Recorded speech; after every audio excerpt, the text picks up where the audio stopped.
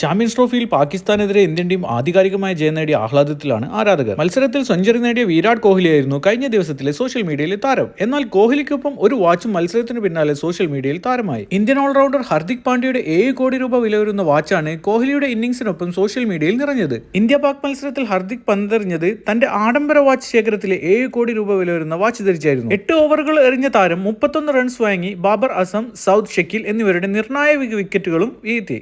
ആഡംബര വാച്ചുകൾ ഹർദിക്കിന്റെ താല്പര്യം പ്രശസ്തമാണ്. ചേട്ടൻ കൃണാൽ പാണ്ഡ്യയും ഇക്കാര്യത്തിൽ ഒട്ടും പിന്നിലല്ല. പാകിസ്ഥാനെതിരായ മത്സരത്തിൽ ഹർദിക് ധരിച്ചത് സ്വിറ്റ്സർലാൻഡ് ആസ്ഥാനമാക്കിയുള്ള ആഡംബര വാച്ച് നിർമ്മാതാക്കളായ റിച്ചാർഡ് മില്ലയുടെ RM2702 എന്ന വാച്ചാണ്. 6.93 കോടി രൂപ, അതായത് $8 ലക്ഷം ആണ് ഈ ലിമിറ്റഡ് എഡിഷൻ അൾട്രാ ലക്ഷറി വാച്ചിന്റെ വില.